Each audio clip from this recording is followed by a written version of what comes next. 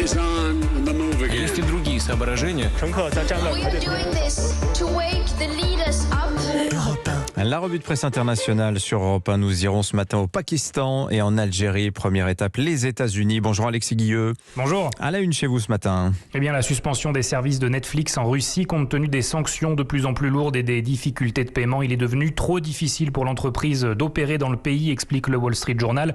Pourtant, en moins d'un an, la plateforme a attiré 1 million d'abonnés en Russie. Netflix a également mis en pause tous les projets et les acquisitions en provenance de ce pays, souligne Bloomberg, dont 4 programmes originaux russes qui étaient en cours de production. Netflix bloque ses services pour éviter la répression, titre le Washington Post, en référence à la nouvelle loi qui criminalise ce que Moscou considère comme des fausses informations. Le journal rappelle que la plateforme avait déjà refusé il y a quelques jours de diffuser les chaînes de télévision d'État russes.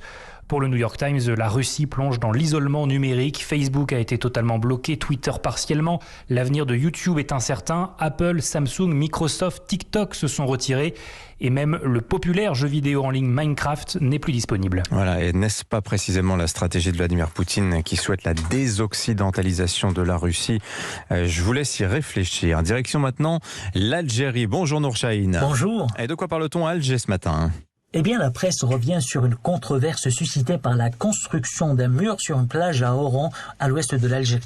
En pleine corniche oranaise, le mur de Berlin suscite l'ire des riverains, titre le site d'information Radio M. Avec ses 4 mètres de hauteur, le mur est censé empêcher les tentatives de harga ou d'émigration clandestine fréquentes sur ce site, indique le journal Liberté. Le jeune indépendant nous informe qu'il s'agit en fait de plusieurs murs qui seront érigés sur plusieurs kilomètres du littoral oranais pour contraindre l'accès aux plages de la corniche. Non, ce n'est pas une blague de mauvais goût, poursuit le journal. Restreindre les vagues de harga qui prennent leur départ à partir de ces plages est devenu un véritable casse-tête pour les autorités. Mais pour les habitants de la région concernée, dorénavant, en ouvrant les fenêtres de leur maison, ce ne sera pas la grande bleue qu'ils devront contempler, mais malheureusement un mur terne et froid en béton armé. Merci Nour Chahine. Enfin au Pakistan, bonjour Sophie Flonès. Bonjour. En ce 8 mars, journée internationale des droits des femmes, à la une à Islamabad. Eh bien, ce dont on parle ici, c'est de la journée internationale du droit des femmes, la Aurat March, ou Marche des femmes, est sur Twitter l'un des sujets les plus discutés au Pakistan. Mon hijab, mon droit, mon choix, poste un utilisateur du réseau social avec le commentaire « Dites non à la culture occidentale ». Alors qu'une grande marche aura lieu cet après-midi, les opposants à ces manifestations estiment en fait que ces militantes sont influencées ou payées par les pays de l'Ouest. Cité par Voice of America, le ministre des Affaires religieuses pakistanais affirme qu'aucun groupe n'a le droit de ridiculiser les valeurs de l'islam. À l'inverse, le quotidien anglophone Dawn consacre un article à Malala. L'un des tweets de l'ancienne victime des talibans et militante pour le droit des femmes est repris par le journal.